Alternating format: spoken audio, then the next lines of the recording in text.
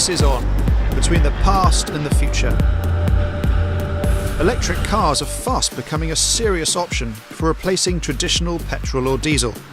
But is now the right time to buy one? We're going to show you some of the benefits and the drawbacks of the current generation of battery-powered cars. And we're going to look at what's coming down the road. People think electric cars drive like milk floats.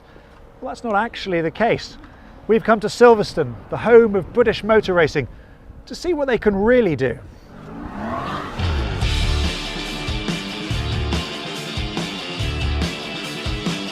We're testing the king of electric cars against the pinnacle of the internal combustion engine.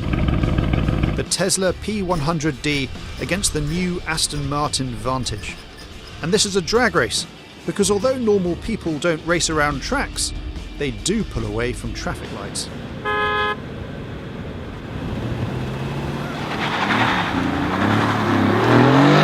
With an electric car, full power is delivered instantly to all four wheels.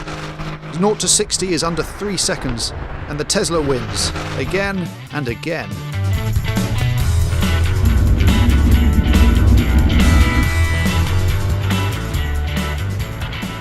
Of course, the Aston's always going to beat the Tesla around a racetrack. That's because the Tesla's stuffed with electric batteries. It's really heavy, it weighs more than 2 tons.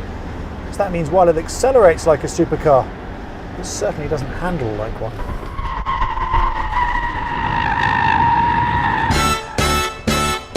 Inside, the car is very different as well. With no bulky engine at the front, the seats are further forward, so there's a lot more space. But what's it like out on the real roads, particularly when the power's running out?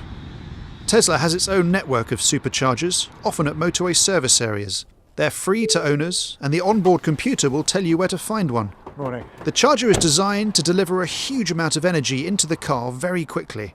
That means under 20 minutes for another 100 miles. But if you want to get a full battery, which gives you a range of in excess of 200 miles, you're going to have quite a long wait on your hands. Of course, Teslas are expensive. This top-end model costs in excess of £100,000. You're far more likely to buy this, the £27,000 Nissan Leaf. It's the best-selling electric car in Europe, and it's just been updated to give it longer range on its battery and a new look. But the pedals work slightly differently to a traditional car. Electric cars use what's called regenerative braking. As soon as you take your foot off the accelerator, the car starts slowing down, and some of the power from that goes back into the battery. Now, this makes the battery last longer and means the car has longer range, but it also changes the driving style. If you want to slow down, like we just did there, you don't even need to touch the brake.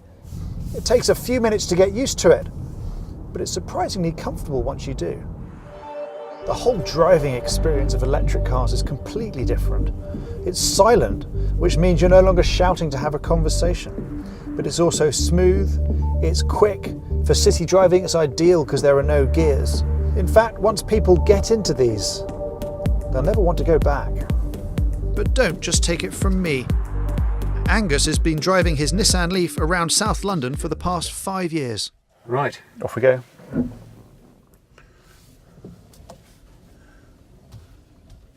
Have to be a bit careful not to get pedestrians because it's so quiet. So what's it like driving an electric car? It's amazing. And what's lovely as well is you've got this sudden acceleration if you need it. We really use it for short journeys, lots of short journeys. Works terrifically well. We were early adopters, so we got the car almost 5 years ago, and everyone thought we were crazy. So has the battery worn down at all when you've owned it? When we first got it, we were worried that the battery life would be much reduced after a few years, but actually it's only reduced from a range of 90 miles to 80 miles. I'll just turn in here and charge it.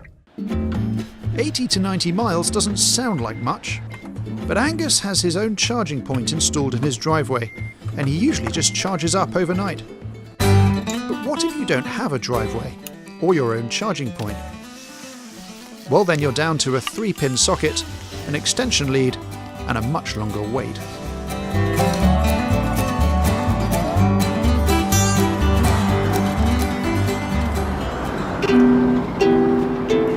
So could electric cars soon be part of the mainstream establishment?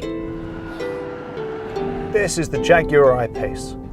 It's the car that's going to bat for Britain in the global electric race.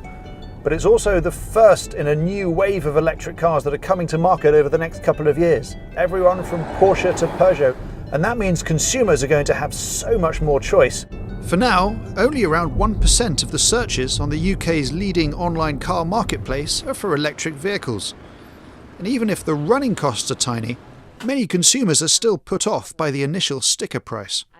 I think for consumers who are asking themselves right now, should I buy an electric vehicle or should I hold off, see what else comes on the market? I'd be tempted to hold off simply because you haven't got the rapid charging infrastructure until early next year. Also, by the middle of next year, there will just be such an explosion of what's on the market to choose from, which will really widen consumer choice and hopefully bring the price down. Back in the Tesla, we've run into a problem.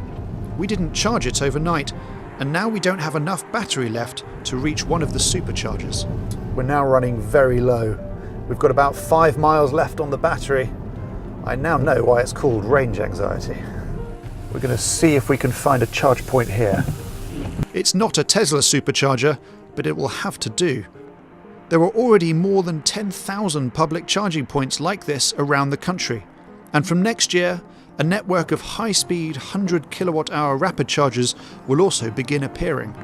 This, along with more choice and lower prices, should help to break down the final barriers holding back most people from buying an electric car. There are lots of great things about electric cars. They're quick, they're fun to drive, they're silent, they're comfortable, and increasingly there's going to be more and more of them for consumers to choose from. But there are still drawbacks, most of all range, which means when you're running short of battery, there will still be times when you have to try and find a charging point in the rain.